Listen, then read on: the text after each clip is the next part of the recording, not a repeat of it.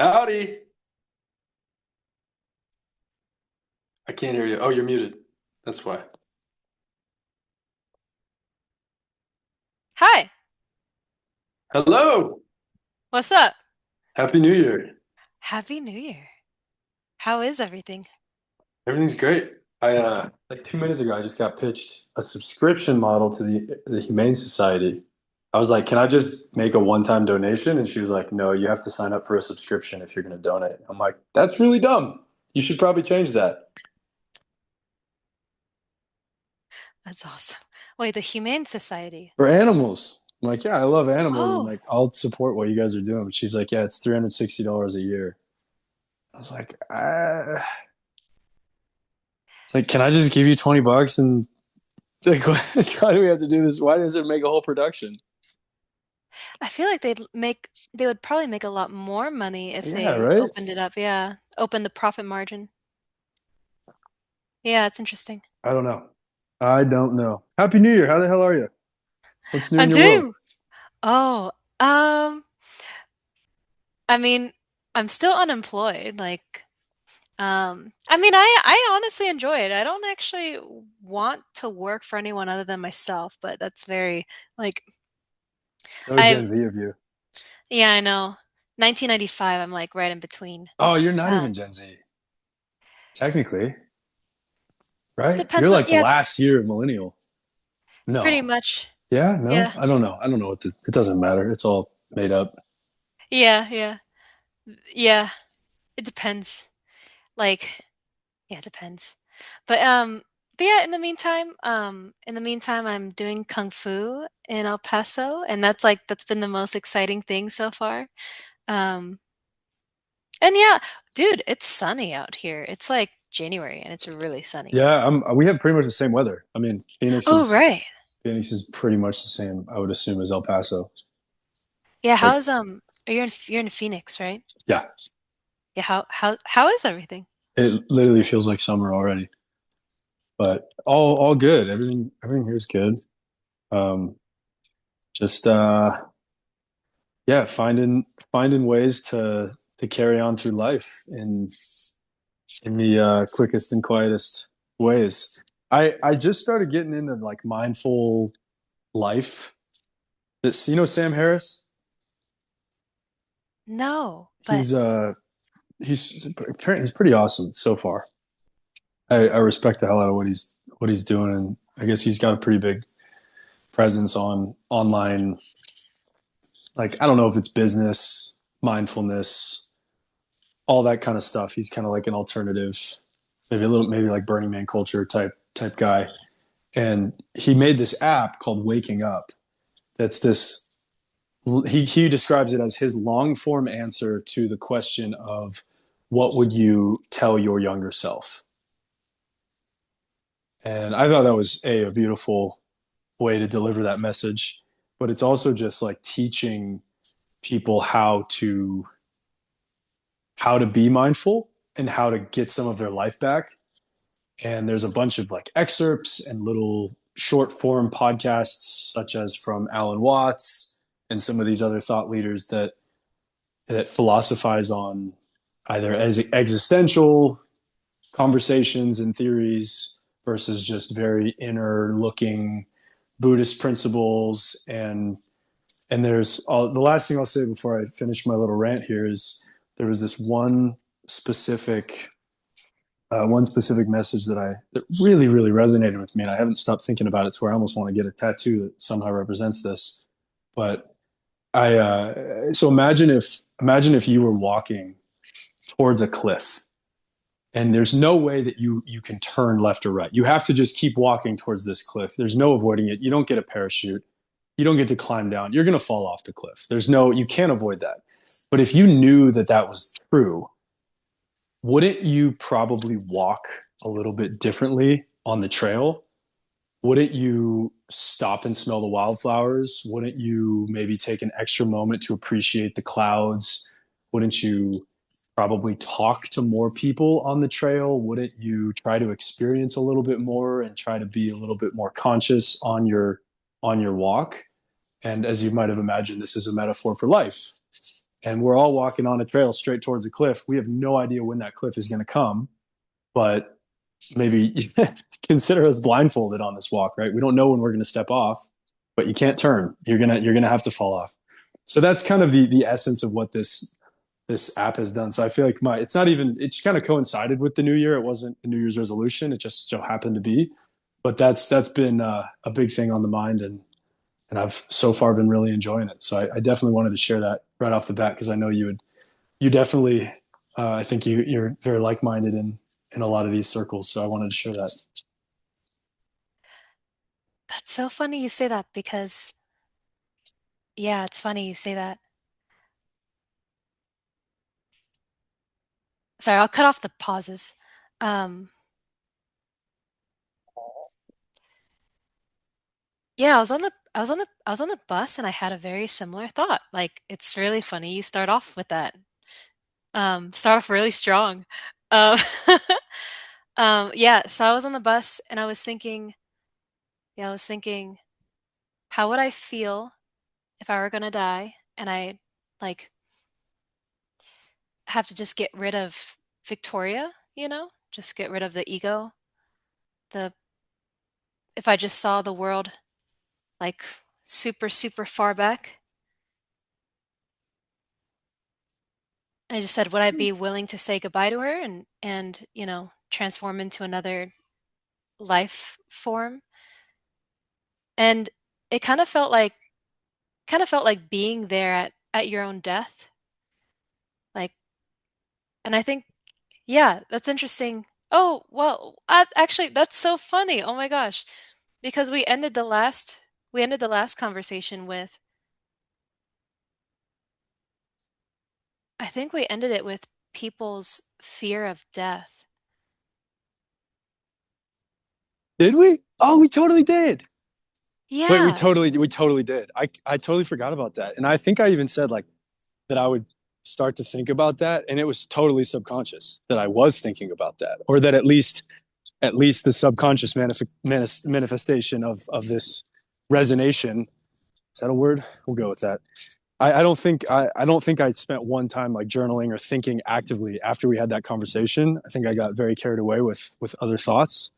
But then when I was listening through this app to these little short form things, the one that really stuck out to me was this notion of how we all have this impending death, and we're all so afraid of it. And I think he described this culture that talks about death all the time. I think it's in Burma. I think that's the country. Have you heard of Burma? Oh, Burma. Yeah, not Bermuda, Not Burma. Bermuda, Burma. I want to say it's far. Where is it? Is it in Africa? Or Gonna maybe find probably out. it's probably like if I had to guess, it's probably somewhere between like India and China, maybe in that area. Oh, yeah, Asia. Okay, that would be my best guess. But I think what they just have this culture that really gravitates towards the acknowledgement of death and the respect of death. And I mean, part of it's like what Victoria, what's the name of your great great grandpa? Great great. Yeah, Oh no. yeah. Doesn't it doesn't matter. They're I gone. know his last name. Oh, okay. The point is like we don't you kind of die. I heard this crazy perspective. It makes my body kind of leave my it makes my soul leave my body a little bit when I say this out loud. But you die twice. You die once when your heart stops, and then you die again when your name is said for the last time on earth. Because that will happen. For some, it happens a lot later than others, right? Like Genghis Khan, he's still alive because I just said his name. We're still acknowledging Jesus Christ is still alive in a lot of people's hearts and in a lot of people's conversations. But my great great great grandpa, I don't think anyone's ever going to say his name again. Isn't that interesting? Yeah. The vast, like the vast majority of people actually will not be remembered or even known, like by the main collective. Like the vast majority of people will be unknown. Oh, it's not even close. Yeah, it's you're lucky if you can. But then again, are you lucky? Like this, and we talked about legacy, and that's what motivates us to leave something behind, if at all, right? What's the point? It's so funny that you say that because, okay, Oh my gosh. You said the word legacy. And so I was at Planet Fitness today and I was on the massage bed and and I when I was going through this, okay, like if I were to say goodbye to the ego version of me, if I were to kill her, like if I had to be the one to kill her, to kill off the energy. And then one of the one of the last things that I thought was like, did Victoria create a legacy? And I thought I was like, and I felt the energy and I was like, yeah. Like and it comes in my eyes. Usually like I know it's kind of strange, but like when it awareness usually like comes in my eyes. If you see me blinking sometimes or winking like left or right, it's like kind of like energetic. I kind of I used to not be like that. And then when I started awakening, it I Do started like, you oh, do you at all get that feeling of when there's like a very, very existential, emotional energy that comes into you? Does it manifest in the form of watery eyes? Because that happens to me a lot. When something is there, when an emotion is almost physical, to me it comes through my eyes in a way that it's almost like I probably appear to be approaching tears, or at least I feel like I'm approaching tears. Even if it doesn't have to be happy, sad, fearful, as long as it's like extremely real to where it almost feels like it's in the physical realm. That intersection of emotion and and physicality to me comes through my eyeballs. That's what made me want to know if that's the same as you. yeah, yeah. Like sometimes like I just remember like short realizations. Like I haven't cried every time. Sometimes it's felt nostalgic and I've cried, but there have been times where I've talked to somebody and then someone says something that's just completely synchronistic, and I get this like immediate just reaction of like almost like deja vu, like I've been here before or I heard that already. And then the eyes will water, but it's not too often. It's like it's quite rare. And that might be the same thing. And Very it'll well could look be. like I'm crying, Yeah. and then and and and I think in the past before I've had to say like, um, oh, sorry, I just, like, um, I was taken aback or like I didn't expect that, you know? So let me ask you Um, this. And this might require us to tap our little robot, but what would you say, what part of the brain is the most active when we are experiencing quintessential egoism? Anything that has to do with any egoic, narcissistic, self-centered thought. What is that? Because that's not real, right? That's not a real thing. We've completely made that up. And it's our own mind, it's our own soul, whatever you want to call it, our own consciousness, which we really don't understand at all. When we say the word I, when we're saying something from our own experiences perspective, what part of the brain is lighting up? that's a great question. I have no idea. I just when you said that, it made me think of that question of like where is it? What part of our brain evolved to have this ego? Is it our older brain, or is it our newer brain? Is it the part of our brain that touches the emotional, the reactive? I really don't know. I'd be curious. So before I looked it up, I thought something related to like the fight or flight portion of the brain, which I don't know what that is. I want to say that is our reptilian brain, like the very, very the oldest part, which I think is like gosh, why am I not remembering what that's called? The pineal gland? No, no, that's the third eye. I think that's actually a relatively new part of the brain. I think it's right by our spinal cord. So the prefrontal cortex that's the newer part, I think. The slow brain, and then the fast brain is like that. Um, Gosh, I should really have paid attention in intro to psych. I'm looking up what part of the brain is connected to fight or flight. Amygdala Okay, is so it the is. It is brain's okay. alarm system. Right on. Okay. So then the what part of the brain is associated with ego? That okay, yeah. Associated with ego.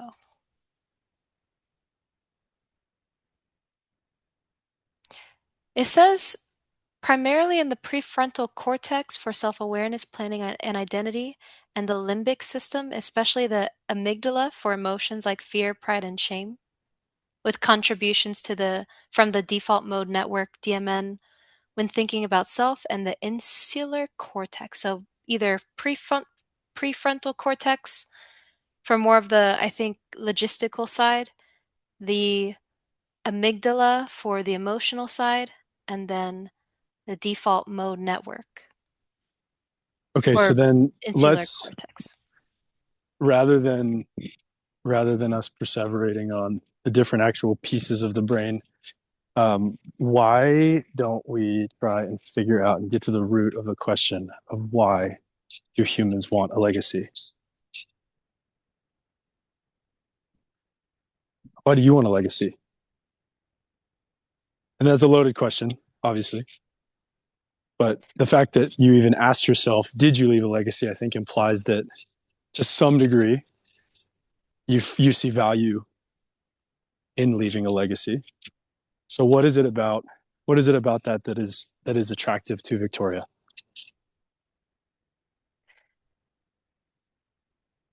Leaving the place better than when you came, I think, on Earth. Like, and that's really subjective. Yeah, it is for sure. That was my next little jump. But that's okay because in and of itself, the question that we're asking is already it's so much in the subject, in the eyes of the subject, that it of course is probably going to have a subjective response and a subjective answer. So that makes a ton of sense. So then the implication of your legacy that you're describing is that it will have a positive effect. And it's not just leaving behind a legacy of, I guess you could, it's almost like fame versus infamy, right? Like Hitler has a legacy, but he's not, I mean, maybe in some super far circles, maybe it's a positive legacy, but in most legacies, in most people's eyes, it's when they think of Hitler, they don't think of like, oh yeah, that guy was great. I mean, I think that's changing. Not to go back to our previous conversation, but I don't know if you remember how Yeah. we kind of dipped our toes into the based world of that. But anyway, just in general, I think you have Mussolini and dictators of the past, Vladimir Putin.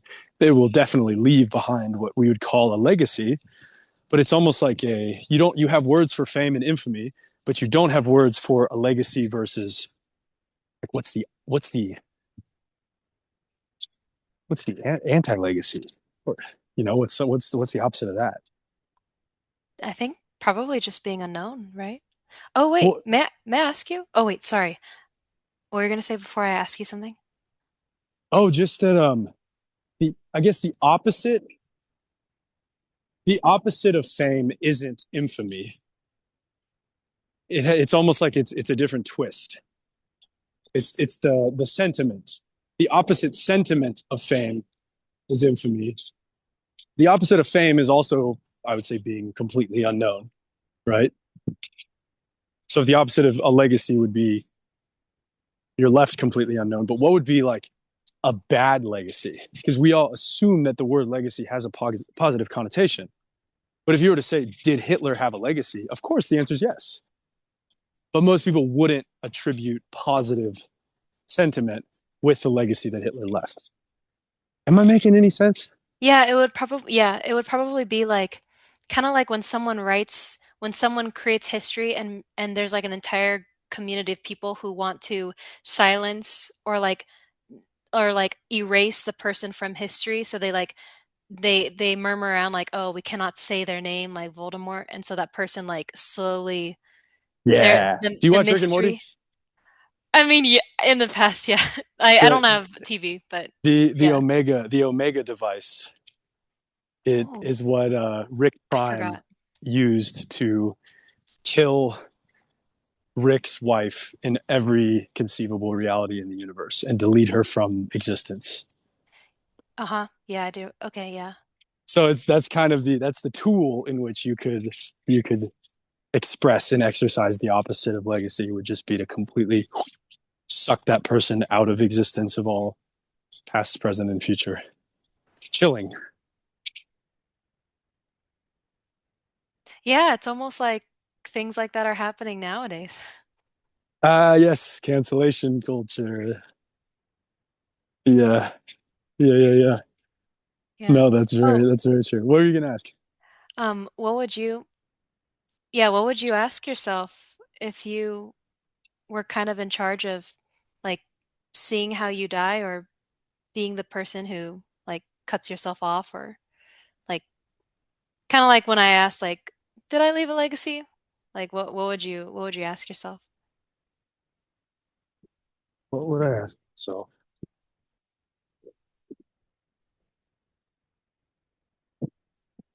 ask it differently.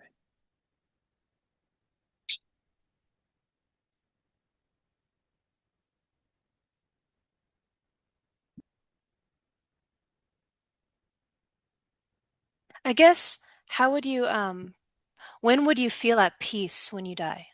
Like what what is your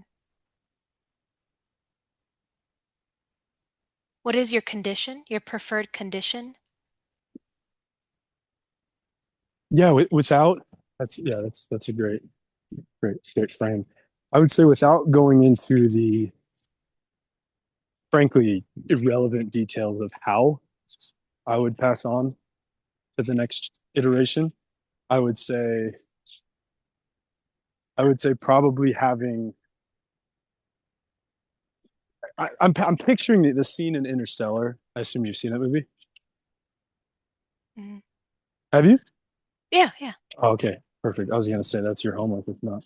Um, the scene in Interstellar, pretty much the last scene in the movie when Matthew McConaughey walks in to his, he's 45 years old or something, and his daughter's like 90 something, and of course it defies the laws of time and physics as we know it, but her entire extended family, like great grandkids, and everybody's just around her, dying in this hospital bed, and she's kind of slipping away into the next potential life, and I guess I'm picturing that would fulfill me in that I created a family that is all still cordial enough to continue the cycle, and hopefully I can hopefully I can teach them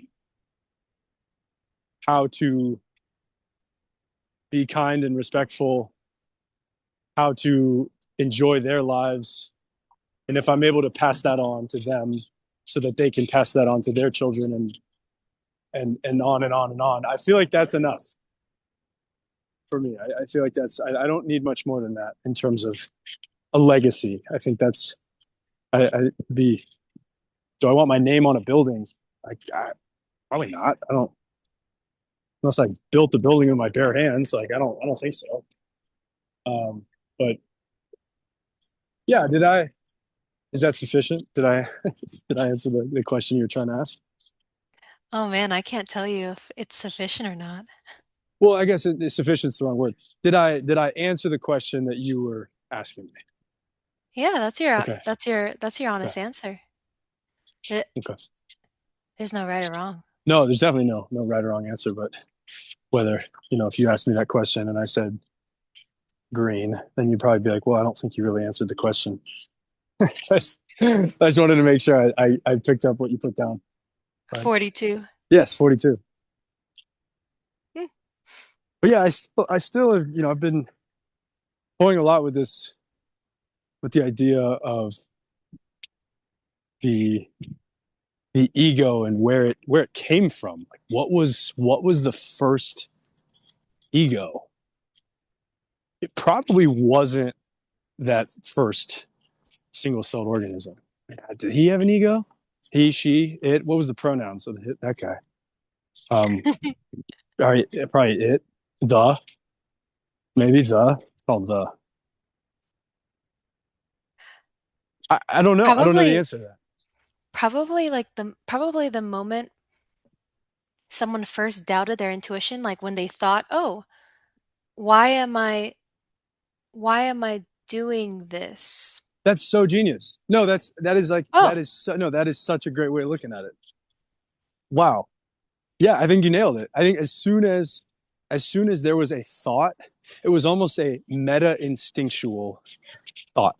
The first ever meta instinctual thought was probably the first sign of ego in the universe. Because an ant probably doesn't I don't know. I have no idea. It's like not even fair for us to pontificate like that. But if we were to say like the single celled organism, it doesn't have I don't think it has the hardware or the computational power to have a thought about what it's doing. It just does the things that it does. I think it operates entirely on instincts.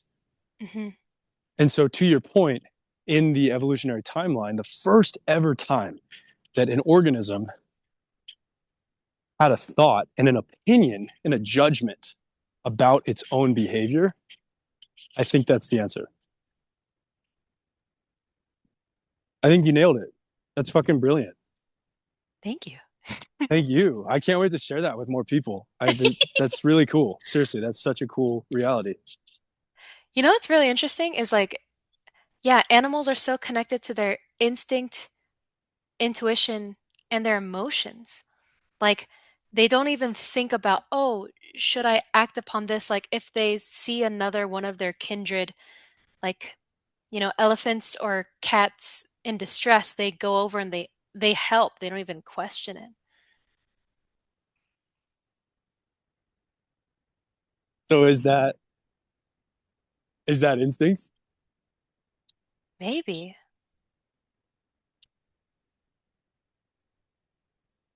Yeah, what do you think? I think it probably is. I think it probably is, and it's instincts. I mean, I think really all behavior. Sorry, I'm next to a really loud truck. I need uh, I need sunshine and movement to really have proper conversation. Especially when I don't know if you're the same way. Especially when I don't have the human in front of me, Oh, I can't like sit in a chair and talk to someone that's in a different place. oh shit. Yeah, that's what I'm doing. No, I know it's impressive, honestly, that you can do that. I guess yeah, that's I have to like if I'm really gonna have a good phone call with someone, I need to like put the headphones in and go for a walk, go for a bike ride. Oh. Otherwise, I kind of lose my mind. But if I'm in front of you, like if you're ever in Phoenix or I'm ever in El Paso, like we could do it face to face, no problem. We don't need to go on a walk. But um, I kind of need either one or the other. I need something to energize me, whether it's the human's energy or it's the energy of moving and being outside and being in the sun, whatever. But Oh, anyway, awesome. to answer your question, I would say that pretty much all behavior is not good or bad. You're good, excuse me, good or evil. But I would say humans are not born good. Humans are not born evil. They're born to survive, just as cats are not born good or evil. And this idea of good and evil we've kind of made up and attributed to different things relative to our own subject. But for this example of a cat or an elephant helping out another one of its kind, or even an elephant helping out maybe something that isn't of its kind, there's something instinctive that is activated that says, by doing this, you are either going to increase your chances of survival or replication. And I think that's why, not to discount acts of kindness that we can observe in the animal kingdom, but rather to I mean, it does. I guess it does kind of discount that in a way, to where it's like, oh, they're not actually being kind. It's Machiavellian in a way. Like it's almost you save the cat out of the tree, and maybe you get laid out of it because someone notices. Like I don't know. I'm a little bit cynical, but just enough. Um, that's my 2 cents. Yeah, true, because Yeah, animals don't think, "Oh, what's in it for me?" They just immediately They, hell. I don't think they calculate. I don't think they calculate that. Yeah, no. We calculate that, and I mean, it's not fair to say animals, right? Because we are animals. Yeah, true. But yeah, you're absolutely right. I don't think most animals, at least the majority, maybe some primates do, maybe dolphins do. Actually, that is a good point. So, two examples that I think are just incredible. One, crows and ravens. They will grab a big nut like a pecan or a walnut or an acorn or something, and they will put it where the tires are driving on a highway. They will place it there, and they will wait Oh. for. This is well documented, and they will wait. They will wait for a car to drive over it, act as their nutcracker, run out into the street, grab the broken nut, and eat it. It's brilliant. Like that, I know humans that wouldn't think of that, right? And then there's this other example of dolphins where, and no, I'm not going to talk about the thing where the lady jerked off the dolphin for months before she got caught. I don't know if you did you ever hear that? I mean, I've heard of other things related to that, so now I know the full I will. story. No, don't take that to heart. Hold on, I don't know if that's the full story, but all I know is there was some funny business going on between some lady and a dolphin. But anyway, the dolphin story is, I believe it's like this, I don't know, some like SeaWorld or something, some huge, really inhumane place where they used to keep dolphins in a giant bathtub, and they would basically train them to keep the pool clean. And they had a brilliant idea to say, like, if you bring us a piece of trash, we will give you a little fish. Pretty simple, right? Hmm. So anytime a piece of trash floated to the bottom, the dolphins would see it and associate that with a fish, and they would bring that piece of trash to the trainer, and they would exchange it for a fish. Now, here's where the dolphins started to get really, really smart. They would rip apart the pieces of trash at the bottom, and they would bring one little tiny piece of trash up at a time in exchange for one fish at a time. So they would turn one fish into maybe up to 10 fish just because they were able to calculate that reality.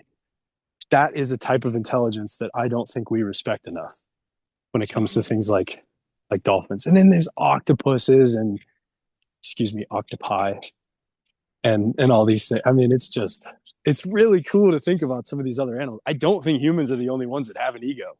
There's no way. There's no way. Oh, interesting. I mean, yeah, I'm, it's definitely possible. There's also monkeys that used to steal people's sunglasses because then they know that the local people would trade those sunglasses for fruits. And so the monkeys eventually would just go and rip tourists' accessories off of their bodies and go run to the other side of town and trade them for a treat. That takes a certain level of like forward thinking and future orientation, which I think isn't that kind of the definition that you were describing of the first ever instance of ego? That's kind of what that is, right? Yeah. It's the thinking about a behavior. Do I do this right now, or can I do something else and have a different delayed reward? A different, like, you know, the marshmallow test. I can have one marshmallow now, or I can wait and I can have two marshmallows in 10 minutes. That's ego.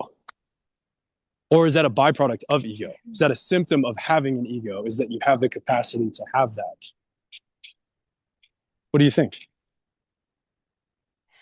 You know, at this point, like, yeah, when you're talking, I conceptualize like, oh, maybe humans are kind of we're we're kind of that neutral zero point where when when we are able to i- identify identify our ego from the collective or like the higher self or whatever people call it, like we I don't know, I started getting into like Hinduism type thought, like, okay, what if we reincarnated and energetically if we energetically improved, as in like like we became more stable or balanced, enjoying life, like learning how to love in a healthy manner, learning how to be a um, be of service to our community, learning how to function like an ant colony, but for humans. I figured maybe like when we die, if we reincarnate, we would become someone like a monkey. Like we would have. I just thought maybe our ego continues developing after our death, and if we I don't know if the word improved, but if we resonated in a higher vibrational frequency by the time we die, then maybe maybe some animals are like the old souls, like the Like the old, elephants. yeah. Yeah. It was almost like there's a totem pole. There's a hierarchy of souls. And the Mhm. oldest ones are like tortoises and praying mantises and elephants. I don't know why, but like I associate those animals with very like old dudes kicking it back in a rocking chair with a cigar. So Yeah. arbitrary, but that's what I think of. Okay, well, let me. You said something. You brushed on something that I want to double click into, which is the improvement of one's ego. A, can you improve the ego, and what does that look like?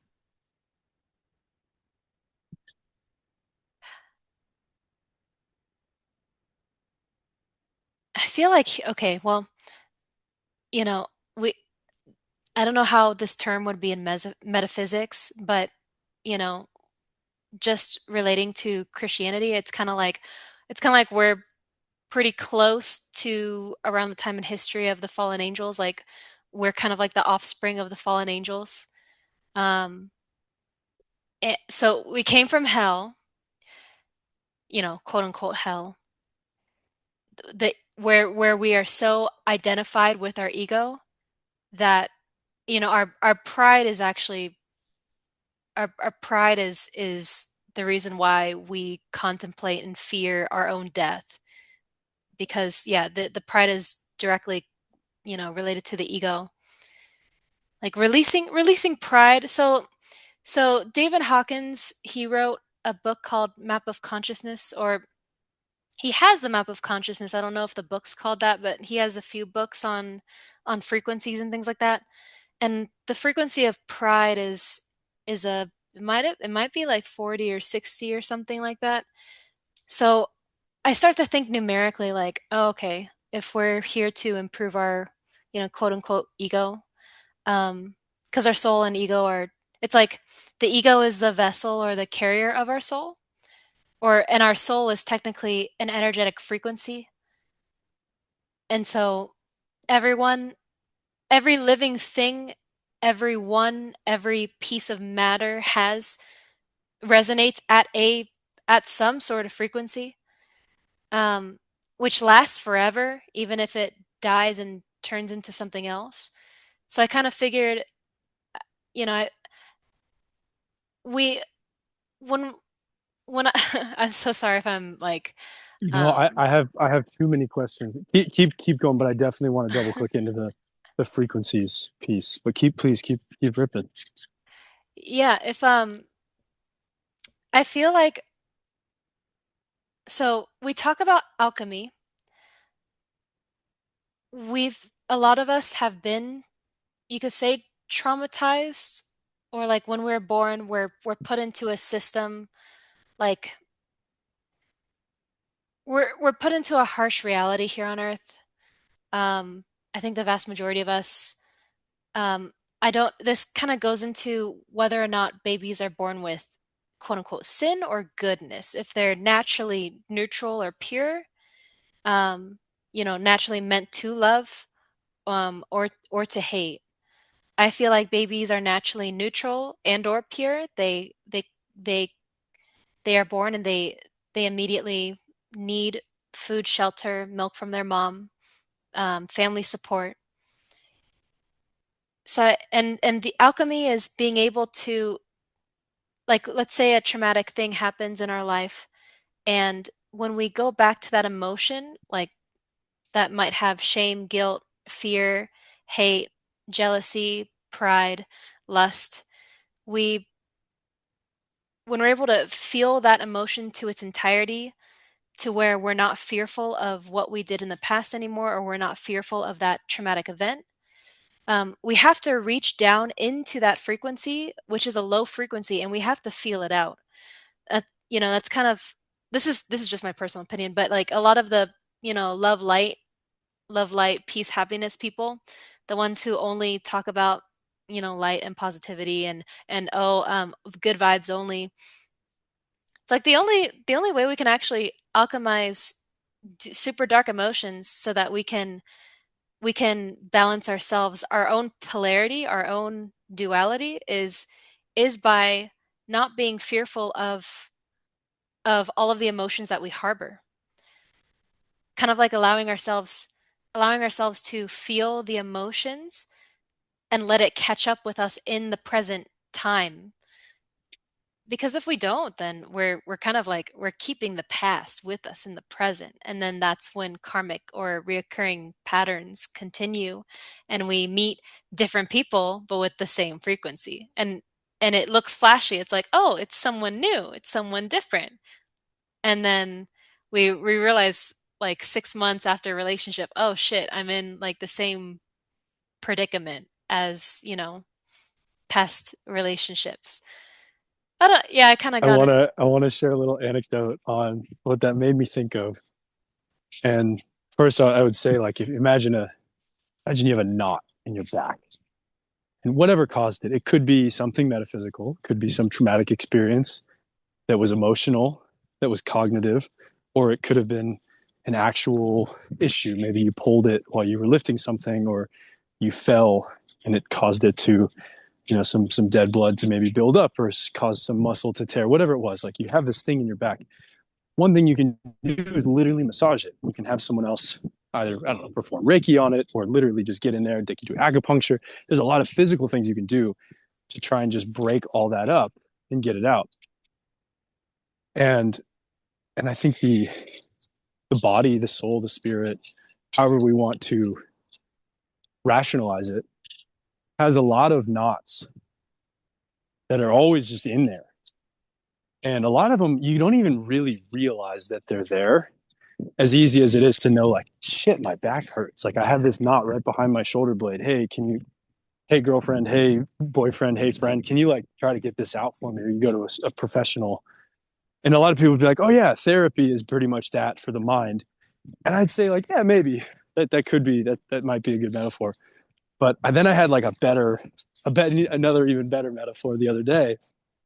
I was out with some really good friends of mine, and one of my best friends, her boyfriend, was talking to me about psychedelics. And I was like, dude, you're such an open-minded human being. I feel like you have so many amazing things to bring to this world. Why haven't you tried?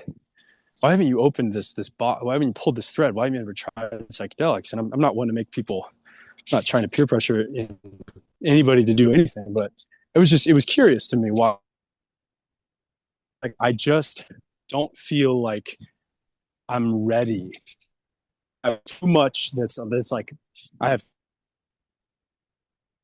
where I'm like, I'm not ready to do psychedelics yet. And I don't know why, this is my favorite metaphor I've ever come up with, just happened on the spot. I was like, dude, that would be like saying I have too much plaque on my teeth before I go to the dentist. I'm not ready to go to the dentist. My teeth are too dirty for me to go to the dentist. And that, to me, that's been my experience with psychedelics. I don't know if it's been yours as well, but I feel like a lot of these things can be chiseled away, and these different frequencies and these different knots that we have in our soul can be chiseled away by a lot of different things. But one of those was the psychedelic. So hopefully I didn't derail, but that totally made me think of that, and I wanted to share that. Honestly, yeah, honestly, I don't, yeah, I don't think I would be who I am without all the psychedelics that I've done. Honestly, like it was life-changing. Like Yeah, they change us. Whether it's good or bad, they change us.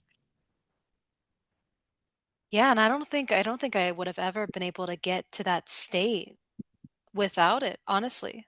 Because I know people say, "Oh, you can, their breathing tactics and things like that," but especially the vast majority of people over breathe. Like we don't know how to breathe as a collective.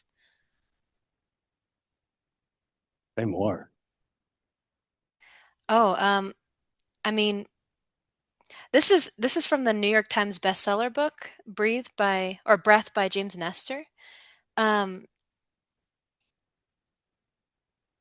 ooh, Heard of it, haven't read it.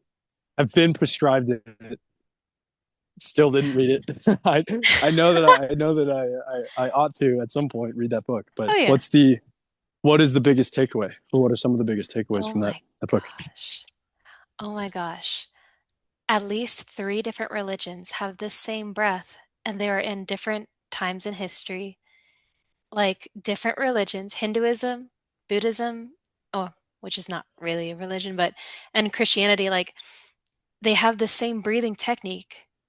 And it's 5 seconds in, 5 seconds out, including Mississippi's, but the main thing is, you know how I said we overbreathe? Is you actually underbreathe. You breathe so soft, so light that you can barely, if at all, feel your breath on your finger. Like if you're to put your finger right underneath your upper lip and you're to just it takes about a couple minutes to to start to really get into that flow. But different religions have the same breathing technique. Like you pray the rosary with that breathing technique. That's why the rosary was made. In Buddhism, it's Om Mani Padme Hum. You're saying that while you're breathing in and out with the 5 seconds in, 5 seconds out. And the Om Mani Padme Hum, those sounds in the those sounds in your throat actually heals. It's supposedly heals certain parts of your heart. Like one, I forgot which one. Om Mani Padme. One of the later ones, I think, is forgiveness. It's like each sound, Om Mani Padme Hum, is is a certain healing frequency when you say it with your throat.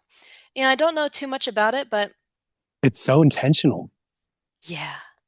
That's so beautiful. See, that's the thing. I was not raised in a religious home, and therefore I have the bias and perspective of someone who wasn't raised in a religious home.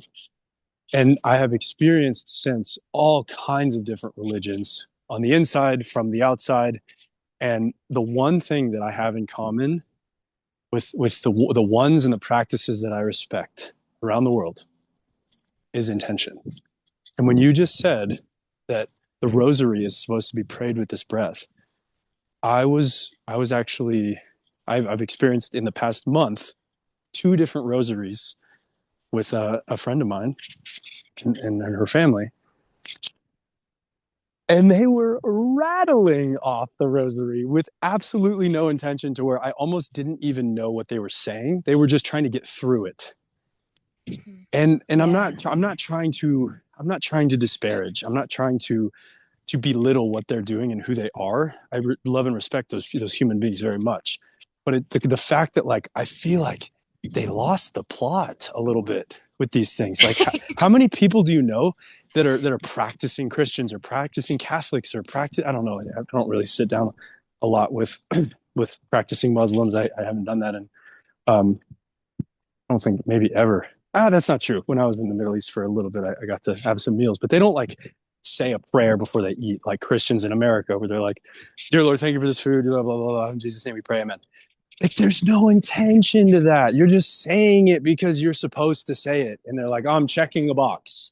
So that to me, I don't know if you've had that same experience, but that's my first. I know this podcast was supposed to be about things we wouldn't say. That's my first thing. It's like, hey, Christians and Catholics and whoever else prays before a meal, like, put some fucking intention into what you're saying. Like, don't just say it. Think about what you're Right? saying and why you're saying it. And it doesn't matter what you're saying. It's why you're saying it, and the intention behind your words is way more important than the words that you're saying. It's like no, they lost the whole plot. like I was just talking about this with a roommate because he's an anarchist. He's a oh gosh, what's it called when you don't believe in any, you're not agnostic, you're atheist. Yeah, he's like a anarchist atheist Wow. like oh my gosh, he's hilarious. Like punk rock Love and it. all the yeah. I Um love I love when people have that radical of an identity. Like there's always you can always just have such fun conversations with people like that. oh, he's great. He's awesome. Um yeah, he's cool. And I was just basically like Christians, like you're either Christian or you're not. Like don't like you every single it just okay. Oof. Opinion. It's just my opinion. Like they pick and choose. Like you don't like okay, first of all, if you met Jesus right now, you probably would hate him because he would call you out. So like the real like the Christians probably the vast majority of Christians probably wouldn't actually like modern Yeshua Jesus because he would call you out on your shit. And all these Christian denominations it's just like you can't pick and choose. Like you either go with what, the Bible is saying or whatever, or you don't, or you're not actually Christian. It's like, I've heard the last thing I will push back a tiny bit and say I feel like most Christians today, if they truly got to meet Jesus, they would be so starstruck that they would not even care that they're being called out for all their bullshit. I oh, really think that. I think it's like the number one celebrity that if you ask anybody who's actually a Christian, you're to say if you could have coffee with anybody that has ever lived, who is it? And they don't even have to think about it, and they say our Lord Jesus Christ. Not even close. I've asked many people that question, and that's the question I always get from the people that are actually devout practicing Christians. But anyway, the other thing, yeah, okay, wait, shoot, I lost my train of thought. What was the other thing you just said? Um, um, say the thing you just said. picking and choosing. Yes. The if I'm pretty sure I have not read the Bible cover to cover, but I'm pretty sure all Jesus wanted his followers to do, and his prescription to everybody was literally, it wasn't it just like sell all your shit, give your money to the poor. Isn't that what he said? If Jesus saw some of the fucking churches that have been built in his name, the amount of waste, the amount of profit that has come out of these religions, I think he would probably throw up in everybody's mouth. Sorry for the graphics.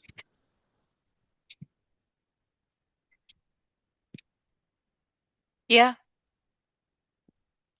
and all the death cults. Like, have you heard about the thing? Have you heard about the Okay, this is what I've heard. I've heard that like the major cathedrals of the world tend to have like thousands, if not millions, of skeletons, like kind of like kind of like the catacombs.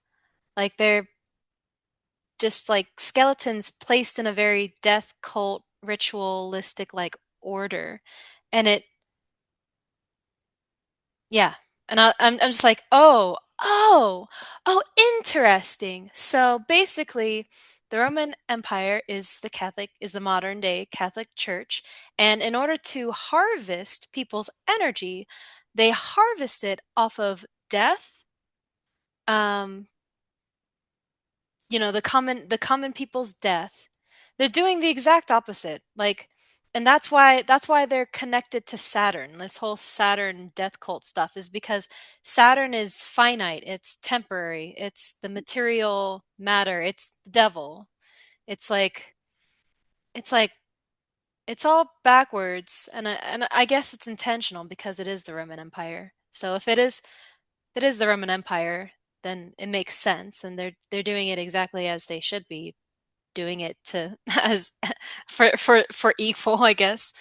But yeah, it's kind of one of it's in my opinion, it's just kind of one of the biggest frauds of history. It's like if Christians knew, You know the only reason though that I mean in all else in history, fraud gets shut down because if a company defrauds investors, they're only going to last maybe 50 years, and I'm talking out of school here. It might even be way less than that.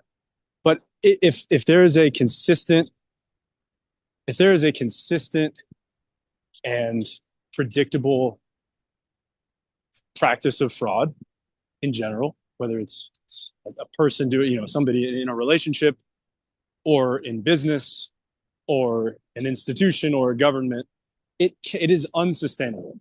It does not happen forever. But here's why religion has been different. People who practice religion have benefited tremendously from what the values that religion offers. It's not all, you can't throw the baby out with the bathwater. Yes, the Catholic Church has gotten in trouble for some stuff.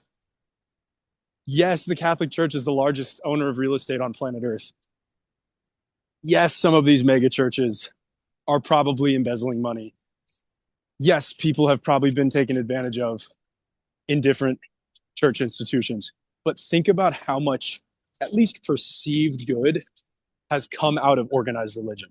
How many people wake up in the morning and know for a fact that when they die, they get to spend eternity on a beach in Thailand or whatever that looks like to them.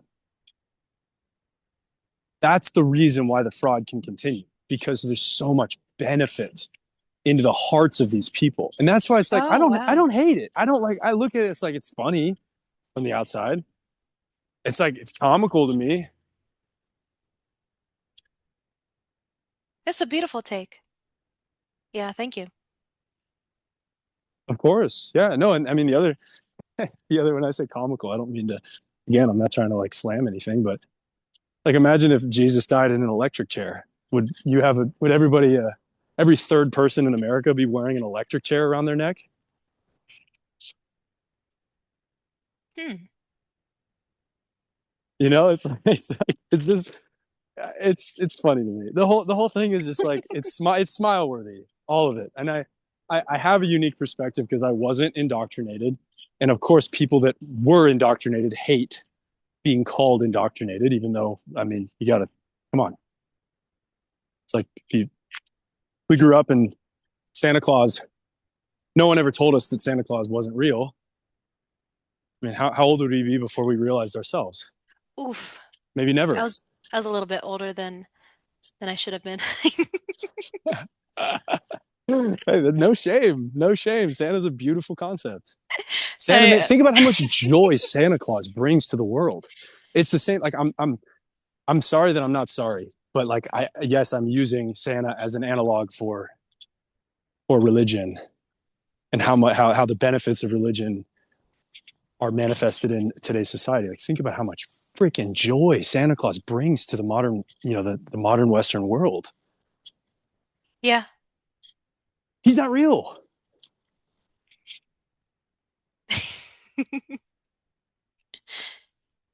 He's a character. Literally a character. He's a great character.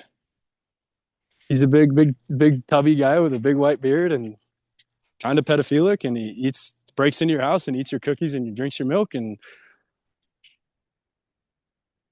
comes every year. Somehow fits down the chimney, somehow hits every house in America and around the world, and doesn't matter. It's not about that he's not real. That's not why. It's not why it's important. That's not why the benefits are still they're still measurable, incredibly measurable. So then this isn't discounting the existence of a God. This isn't discounting whether or not Jesus Christ is the Son of God. Those are completely irrelevant to the fact that if it isn't, it still causes an incredible amount of benefit. Have you ever heard the like a different, same vein, different body part? Have you ever heard about the? I think it's Jordan Peterson that says this. How if you were to say like, look, I can't guarantee you that if you follow the Ten Commandments, you will earn your place in heaven. I cannot guarantee that. I have no idea. However, if you follow the opposite of the Ten Commandments, I can pretty much guarantee that you will be living in hell. Hmm. In other words, look, these things, these institutions, these organizations, they're not unfounded. There's a reason. Hmm.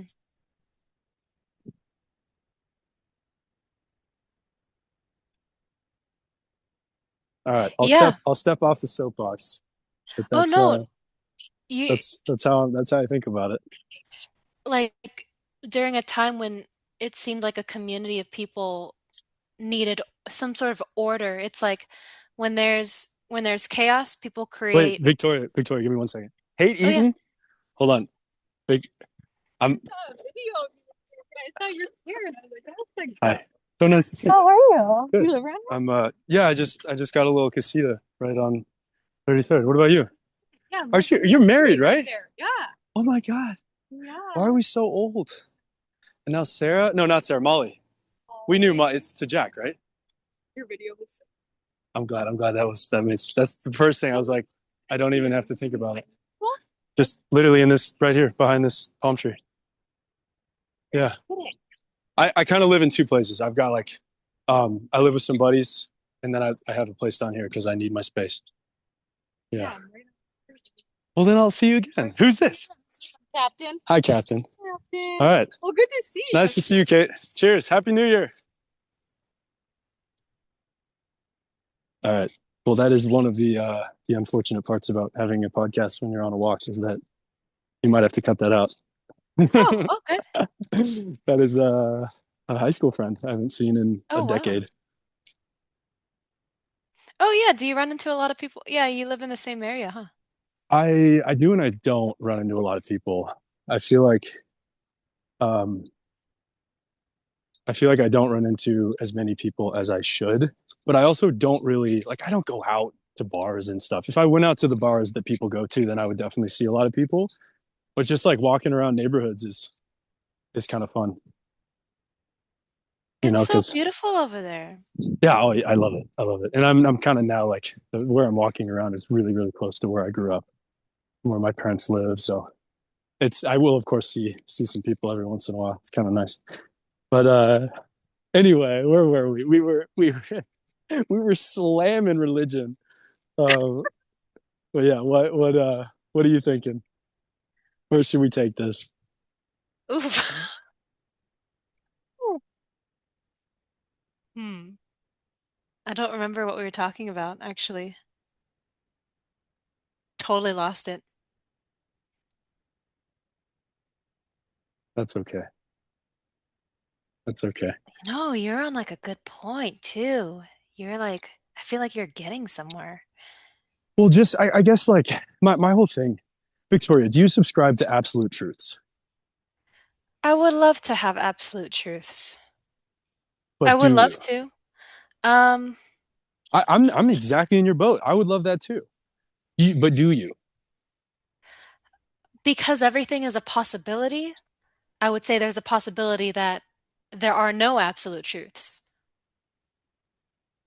Like, I think it's a probability. If you, like the way that we can conceptualize anything, because of the way that we can conceptualize anything, if you, I had this crazy, I had this crazy reality kind of strike me. I had to break up with my girlfriend last week, and it was and don't say oh I'm sorry because breakups are never bad news. They're always good news that two people that weren't supposed to be together are no longer on that timeline that would have led them to having to stay together, right?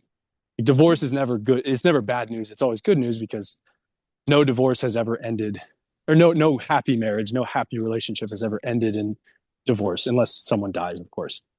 Um, so that's my cynical take on the whole thing. But anyway, one thing that I did realize is that being open minded is binary.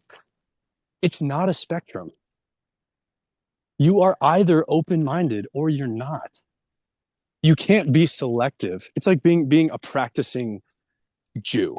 If you say like I'm a practicing Jew, you can't pick certain things that you like about the religion and other things that you just throw away. You're either a practicing Jew or you're not. Kind of by definition of the way that that institution is set up. You can say like I subscribe to certain values but others I don't, but you can't call yourself a practicing Jew unless you follow what they say you need to do to be a practicing Jew. In that same camp, what I realized is you can't say that you're an open-minded person about certain things. Well, excuse me, you can say that, but you can't say I'm an open-minded person if there are certain things that you will like refuse to ever even address the other side of an argument. If you say, Hmm. no, this is an absolute truth, then you're not an open-minded person. You can't, right? I mean, I know that's a bit of an extreme take, but I kind of realized that this week. Your mind, yeah. This reminds me of like, this was a really silly conversation. I was in sixth grade. I had like a group of friends, and honestly, I would tell my friends exactly how I feel, not really caring. I was really cool back then. I used to like not give a fuck about what other people like thought and stuff, because I knew that I wouldn't lose them as a friend. But there was this one thing where I think one of my friends she was edging me on, and she was like, "Oh yeah, what was it like Queen is better than Led Zeppelin or something like that?" And I was just like, and for me, I was like obsessed with Led Zeppelin. Like I would like fantasize about Jimmy Page at church. So Do like, um, you like Greta Van Fleet? huh? Do you like Greta Van Fleet? Oh wait. Oh, she sounds really familiar. No, it's a male band. They are like Oh they're wait, they're it's the Led literally Zeppelin. yes, it's like Led Zeppelin 2.0. They're so good. Yeah! They're Oh, so good. they sound exactly like Led Yes. Zeppelin. I've seen them twice in concert. They're so fucking good. Oh my Yes. God. I'm glad you like Oh, them. no, yeah, yeah, they sound oh, wait. I know one of their song. No. Oh, wait. Heat What? Above and A Change Is Gonna Come are my two favorite songs that they have. Okay, yeah. I'll I'm send them to you. gonna I'll send them Yeah, to you after. yeah. Um, yeah. Okay, wait. Yeah, and so my friend was like, she ended up saying like, "No, Queen is better than Led Zeppelin, and that's a fact." And like some people giggled, and I got like I took obviously I took it personal. But Yeah, like naturally. but yeah, and that's like the objective fact is kind of like the absolute truth thing. It's like it's kind of like oppressing it in a way. It's oppressing it's oppressing the other. Um, it's oppressing a certain truth. It's like favoring one over the other. It like for me, I see it as some sort of favoritism. It's like my ego, Victoria, she can prefer things based on her own experiences and how she grew up. But like in order for me to die in a peaceful manner, personally, I want to be I want to feel as neutral as possible. I want to be able to wake up in the morning, and when I meditate and when I practice mindfulness, I end up sending love to everyone, regardless of who they are, or at least acceptance. If it isn't love, it's acceptance. Like not like me releasing any sort of control, any need for control, surrendering. Like truly, like that's what I consider to to surrender the ego, to have an ego death, is to truly just be like, I accept everything that is, even things that have felt unfair in the past, or even resentment that I may hold right now in the present moment. I will work on it now. Because like, and I do, like, consciously I do consider like when we it's kind of like one of the seven hermetic principles is as above, so below. It's like as there is also not. Like as there's to be, there's also not to be. So like I don't that's why I've been more choosy with my words since I've been awakening. And it's not about wanting to offend people or not, but when I talk with people, I let them know like, by the way, your perspective's right and it's true to you. And if people, try to tell you that it's not true, well, it's true to you. So it makes it true in your world. Doesn't mean it's true to everybody else's world, but it's true in your world. That's how you're living.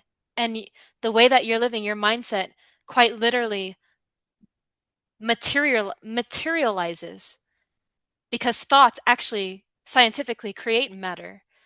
What you focus on quite literally matters. It materializes because you live by that system of thinking.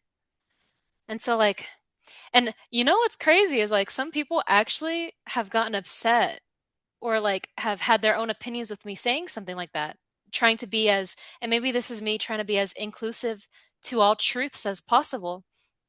But some people actually disagree with my truth, with which I'm supposed to surrender. And I don't want to control, I don't want to control other people's ways of thinking. So if people have, if people have their own opinions on my perspective, on my truth, then that's them. But at least I You know. know, in a weird way, and don't let this just be like stupid optimism, but in a weird way, someone else disagreeing with your truth in like a very, very meta way kind of validates it. Oh, interesting. Oh my gosh, yeah. Pew, This pew, is pew, this is pew. this is not a conclusive. Okay, this thought is not done. This plane is still in the air for sure.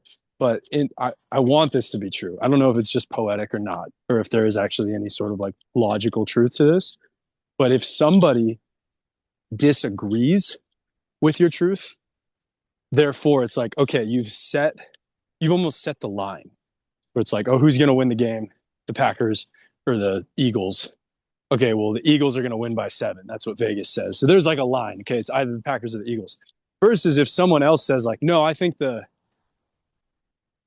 okay, actually that's a bad analogy. I'm not even going to go down that one. No, don't fuck sports. I'm not even going to go there. All I'm saying is like if someone disagrees with your argument and takes the other side, let's say, that almost then like, okay, now you have the as above so below. Versus if your argument didn't have any truth, then the person would almost ignore it, and it wouldn't even be recognized as an argument. So at least you are validating the fact that you have an argument, you have a stance, which is almost like a placemat. You have a placemat at the table if someone disagrees with you. Yeah.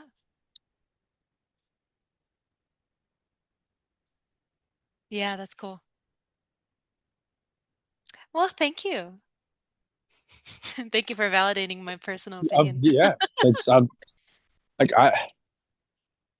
you have anybody in your life or in your past that didn't have an opinion?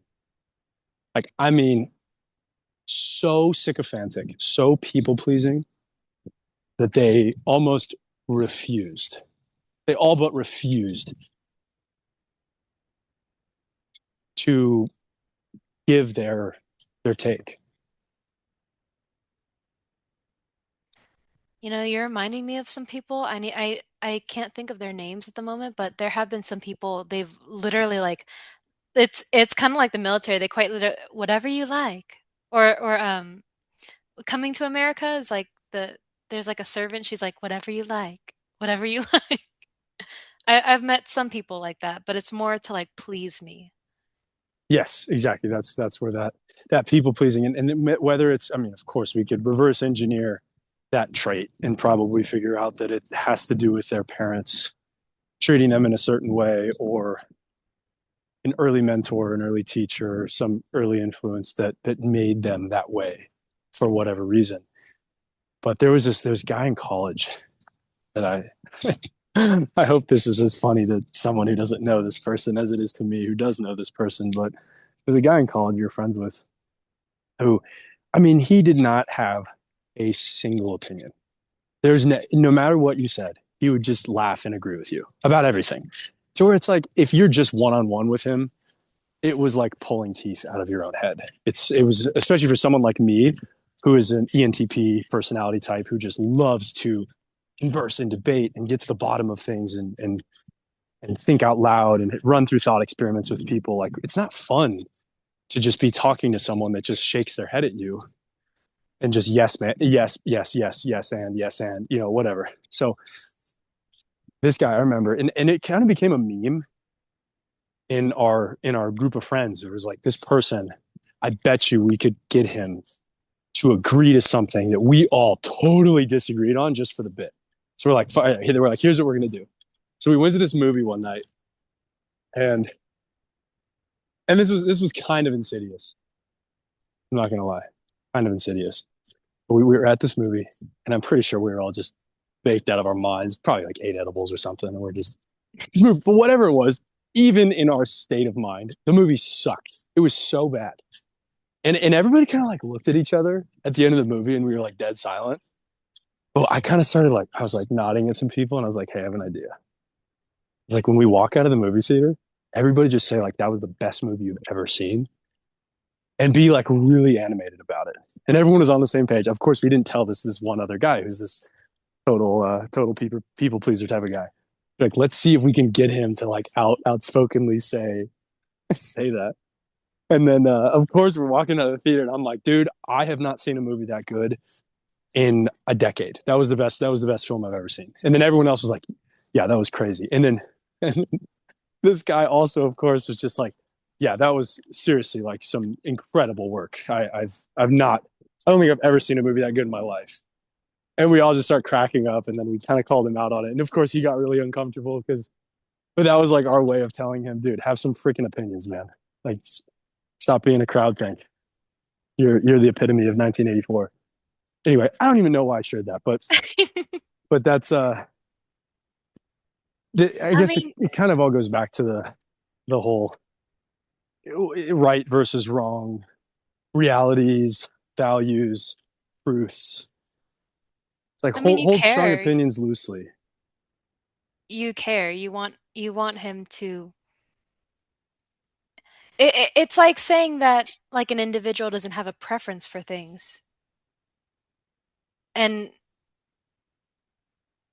yeah, it's like saying yeah, it's kind of like saying I I'm grateful that there are people like you who are willing to call people out in a very friendly manner too, you know, not to like put him in a humiliation ritual or anything. But There was that a little there was a little bit of that. But it was short lived. It was out of love. Like we love this person. We he was part of our people, right? Like we of course loved him. He was so nice and so kind, and it was just this one little character trait. But yeah, I mean, thanks for saying that. But the and other, I isn't it? will. No, go ahead, please. Oh no, I was just gonna say like, isn't it crazy that like some people because like they've been taught to doubt their intuition so much or like they've been they've been taught at an early age to follow whatever, you know, whatever the parent prefers that they like it's like starting from scratch as a baby, but as an adult, learning what you actually like and don't like and prefer, not prefer. It is, you know, it's sad in a way, but yeah, I don't know. I hope that Two little notes on that point. One is when you think of like how a baby or a toddler wants to sit. Take furniture out of the picture. How do they want to sit? I'd say maybe sitting up like maybe crisscross apples, not kind of Squat. crisscross applesauce. Either like crisscross or squatting. Like the squat. The toddler squat is I think so funny, and it's so common. And it's like if you go to like African tribes, you have 50-year-old people like they don't have furniture. If 50-year-old people just like squatting, and it looks so natural the way that they do it.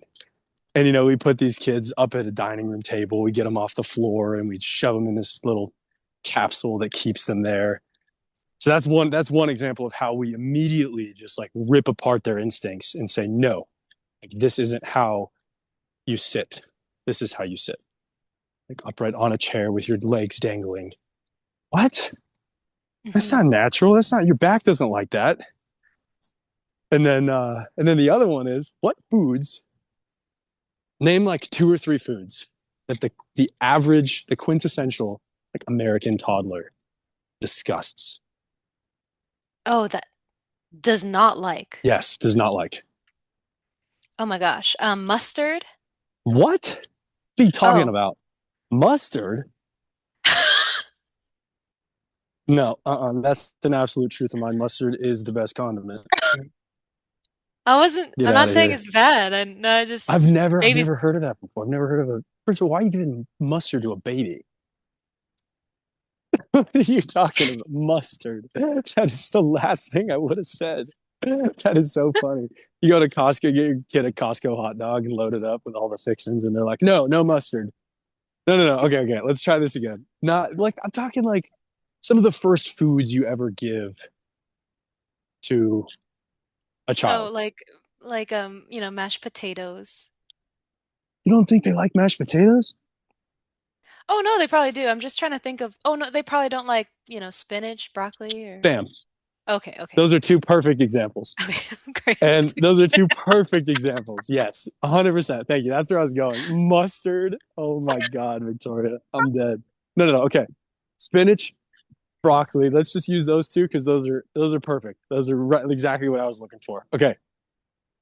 Turns out spinach and broccoli have a ton of anti-nutrients that can harm digestion, that can get in the way of your hormone system, that can mess with your insides, right? They have all these different defense chemicals in them. And meanwhile, the mainstream narrative is still like, eat your vegetables. But it's like, Hmm. that's what's so funny to me is intuitively, we've always said, well, excuse me, unintuitively, we've always said, eat your vegetables. Like, remember the Popeye commercials? Like, you want to go big and strong, you got to eat your canned spinach. It's because it's so cheap. Vegetables are so cheap to make at scale. That's why these narratives were fed to us. And so we had to go against our intuition. And instead of listening to what our babies are telling us that they actually like do not want to eat, like that is disgusting. You have to train yourself to eat that food. Why would nature want that of us? That's not how nature works. Nature is very good at communicating things. We would not Children be are able, so annoying. we would not be able to have gotten this far on accidental information where it's like, oh, nature's telling us that we're not supposed to do this thing. But if we do the opposite of what nature says, then we're going to do well. When has that happened? I don't think it has. That's not sustainable.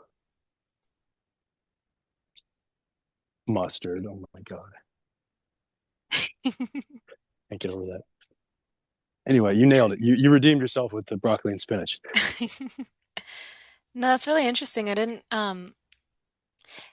that's what I actually was learning with some podcasters, or, guests and podcasts, that relate to the Weston A. Price Foundation, is like, um, all a lot of the researchers, doctors in this like terrain health community, they're basically saying that the food chain is totally the opposite of, maybe not totally, but like the food pyramid and all that stuff. Oh yeah, they changed it too. Did you see the new RFK released health.gov or whatever it's called? Yeah. Yeah. Yeah.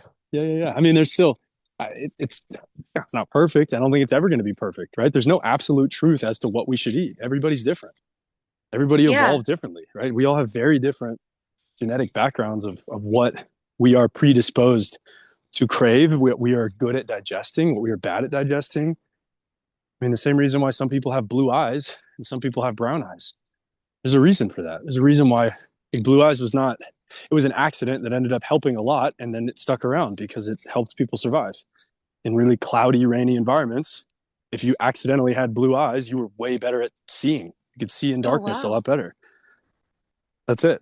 Like it's not, and it's a genetic thing that causes a difference in what that person's body actually is and manifests to be. And that's, I think, the exact same with diet. If you grew up in Aboriginal, where is that, Australia, maybe, versus if you grew up in Inuit Alaska, like yeah, you're not gonna be eating corn in if you're hunting. If the only thing that grows there is seals and sardines and like yeah, well of course you're gonna be a carnivore. You can't. There's nothing else.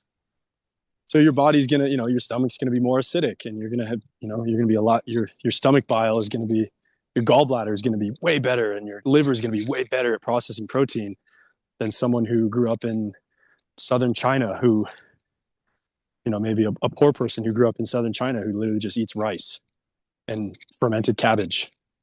I'm being kind of stereotypical, but you get what I'm saying, right? Yeah, yeah. Like it's our bodies have evolved in many different ways. So there's never going to be like the food pyramid is honestly a stupid concept. We should think about this in a more pragmatic way where you say like based on my genome, ancestry 21, whatever it's called, the 23andme, um, ancestry.com, they have God, they have more data on us than we probably even have on ourselves at this point if you've done one of those things. And so you should be able to say, oh, based on this, over the past 10,000 years, your ancestors ate these foods because that's the food that is available based on where your DNA came from. Here's your food pyramid. Like, guys, is it that hard for us to make something like that? It shouldn't Yeah, be. right? Yeah, it's so easy to also just look back into our cultures like, like um I'm part Filipinos, part Spaniard, part Italian. Okay, what do they eat? Like Mesopotamian diet for Italians, probably Spaniards as well, pretty much. And Yeah, then the Philippines, kind of similar, like probably a lot of fish, yeah, lots of fish. a lot of Honestly, fruit. that's yeah, fruits, and that's what I gravitate towards. Like I Same. love salmon. Oh yeah, salmon is so good. So good. Oh my God. I'm going to go to the Philippines this year. Do you have No any way. do you have any family I can go say hi to? I mean, I don't know who specifically, but yeah, I mean, a lot of them, I'm probably If there's related to a any lot of them. if there's any anybody in particular, even if it's not a family member, if you're like this person lives in the Philippines and I love them so much and you think I would have a fun time Oh meeting them no. in person, then no, don't worry about it. Yeah, no one I know. I'll find my own strangers. It's okay. But anyway, yeah, you know what? I'm actually inspired to especially using AI. That's gonna be cake. I'll literally just like upload my genetic I'm literally just gonna upload my genetic profile that I have from Ancestry. I'll keep you tuned. I'll do it, and then if you do, you also have the 23andMe or Ancestry. No, but I'll totally do it. We could look at each other's and It'd kind of be really yeah, analyze that it. would actually be really fun to see the results of this. This is cake. This is literally like in not even an afternoon project. So I'll do that. I'll upload all of my genetic code from this thing. I'll say like where all the different places that my ancestors are from. And then I'll say, okay, based on that, go all the way back in history, as far back as those we know that humans have been in those places. Now, intuitively, based on geography, don't give me any based bullshit or don't give me any biased bullshit about what the food pyramid is today, but tell me like what were the things that grew back then before Monsanto got its greedy claws all over the food system? Like what were the things that grew in the wild? What were the things that they were able to cultivate? They didn't have 15 different crops 10,000 years ago, probably, right? It was just like a couple things. That's my guess. And then they would forage for some things, and then they would hunt and fish and trap. I think I wasn't there. I don't know. My probably right. What's your what are your cultures or what are your ethnic backgrounds? I'm on my mom's side. I am. My mom is 100% Ashkenazi Jewish, which is kind of wild because I haven't met anybody that's 100% anything. Oh wow. And my mom is 100% Ashkenazi Jewish, like Russian, Ukrainian Jewish. And then my dad is German, English, and Swedish, I think, something like that. Yeah, so you're European mutt, pretty much, little of everything, Yeah, but kind not. of kind of makes sense why you like the salmon, yeah. Oh hell yeah, love fish. Yeah, I'm big into hunting. Oh, right. Hunting too. Yeah, I love hunting. But there's something about it that just it lets you tap in. There's really nothing else that I've ever experienced that simulates it as well as. I mean, there's literally nothing else that can synthesize that experience that our ancestors used to experience. And it also would be interesting if do you think that women used to hunt? I know the stereotype is like the men would hunt, the women would gather. Do you think that women ever hunted? You know, I would say definitely dependent on culture, but at the same time, I think I think a lot of women like just from my experience too and from hearing and reading certain things, like I feel like a lot of um women know more of how to stay out of danger. Like oh, those berries are poisonous, or Yeah, I they can have better sense. instincts, better Yeah, intuition. yeah, They're better at sensing energy, way better. And I think emotional intelligence, in a very weird way, can actually help a woman identify her physical surroundings as well. To your point with, let's say, the propensity for a berry to be poisonous, like in a really, really weird metaphysical way, I feel like that instinctual advantage is actually that's derived from emotional intelligence rather than intellectual. yeah, and potentially even inherited. Like I don't know if like instincts are inherited, but you know how some people are like scared of They have snakes, to some people be. are They have to be. I know it's non-scientific, but the collective consciousness, there's no way that we like you just know. You know when you like look at something and you're like, ooh, that thing wants to hurt me. yeah. Like that. I don't think that again, it's like we can't keep having the same accident over and over again unless it's programmed. Hmm. These accidents have been programmed into our code and they've ended up helping us to where they're no longer accidents anymore. Now it's like it goes from being an accident into something that is now repeated for the next generation. And therefore it is hereditary. These Yeah. accidental benefits get passed on to the next generation. At least Yeah. that's my 2 cents. Yeah. I'm Yeah. not a I scientist. thank my ancestors for some of my ancestors for, dying by eating, bad berry or something. Yeah.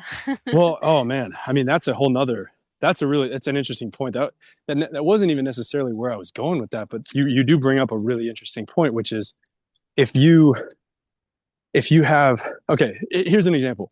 Let's say crab traps. Crab traps are made of metal. Let's say there's not a lot of metal that's just floating around in the ocean that crabs would be used to. Hmm. So we place these crab traps. These crabs climb into the crab traps to eat the chicken heads that are in there. And then they say, "Oh shit, now I can't get out." And then guess what? You don't get to teach your kids. Or maybe you don't even have kids because you're too young. You die because you crawled into a crab trap. But what if a crab accidentally had this very strong aversion to metal?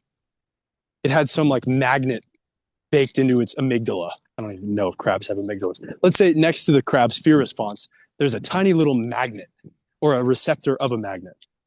And then that crab, anytime it goes and it sees a metal thing, it's like, fuck that, I'm out of here for no reason other than an accident. Now, that crab is going to probably survive longer than a crab that didn't have that accident. So then that crab's going to reproduce, and hopefully that little magnet in the brain is going to be passed on to the next generation of crabs. And those crabs are going to have a slight edge over the other crabs because there's no chance that it's going to get caught by a crab trap. So now what happens is you have this accidental, what's it called?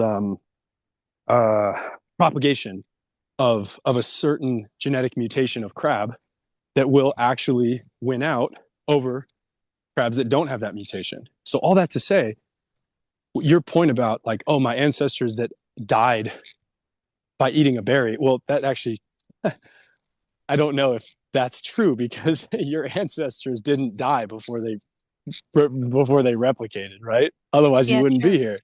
Yeah, So true. we can't pass on knowledge of how to not die. It has to be avoided via mutation, such as the crab trap example. And you know what? Like what you're saying actually relates back to how we started. You mentioned like intention.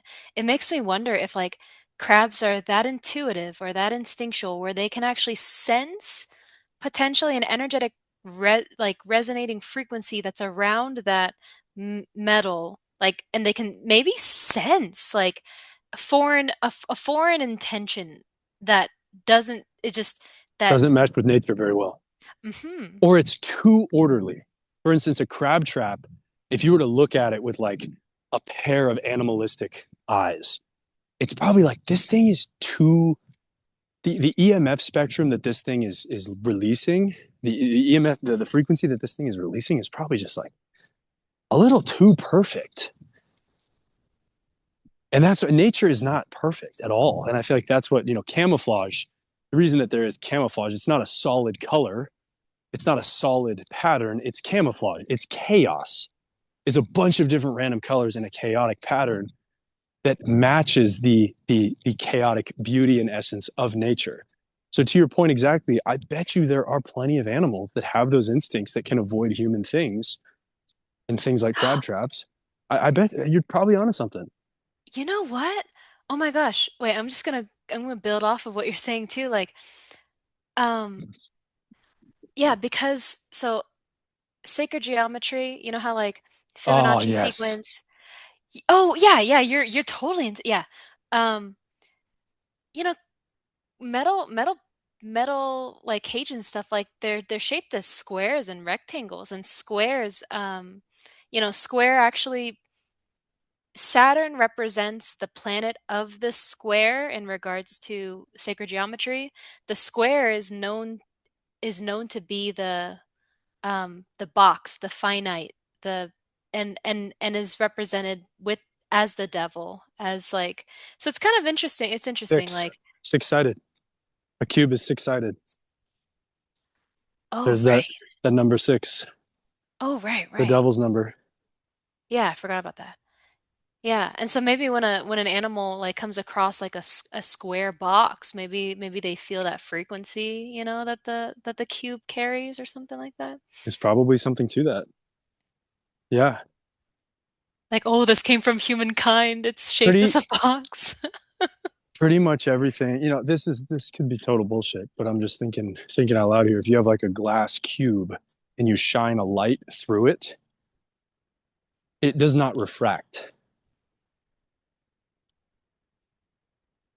Oh, I didn't know that. I don't think it does. That could be totally wrong, but I don't think it does. I think you need some sort of other three-dimensional shapes, like a prism, in order Yeah. to have light refract. And that kind of is, into my mind, it's a metaphor for the finite properties of a cube. But as soon as you have some sort of refraction, that to me feels more of like tapping into the infinite. Hmm. That's a little bit more poetic than I think it might be grounded. But that I I'm don't gonna that quote you. it made me think it. I don't know if that's true. Maybe next time I see a glass cube, I'll pull out my laser and see. But all right, hey, I have to get going. This was so much fun. Is there any big question marks that are still sitting above your head before we close Oh out? my gosh. I mean, no, but you're welcome anytime. Anytime, every time. This is a ton of fun. I feel like every time I have a conversation with you, I feel like my worldview, the aperture of how I see the universe, opens up another 50 degrees. Yeah, no, no, seriously. Um, you're awesome. You're like, yeah, every time we talk too, I feel like I become more open-minded. Like I thank you. And I was feeling the energy like even before beginning this with you. I was like, "Oh man, I feel like I can feel the energy of like our conversation that's going to be today." Yeah, thank you very much, Joe. Oh, Thank I'll you. I'll You're take off awesome. Joe. I'll take off the saying Joe. Oh, Um, I don't care. It doesn't matter. I don't think I said anything that's gonna get me arrested. yeah, I don't think so. Um, okay, yeah. Yeah, thank you so much for being on the show. Um, you have some time to think about what you would like your anonymous name to be because Ooh, yeah, hold on. yeah, I'll give you time. The moment you think of it, then I'll publish it. All right, beautiful. Okay, well, I hope you have a beautiful day. Thank you so much for having this wonderful conversation with me. Yeah, I'll see you next time. All right, see you, Victoria. Thanks. Bye.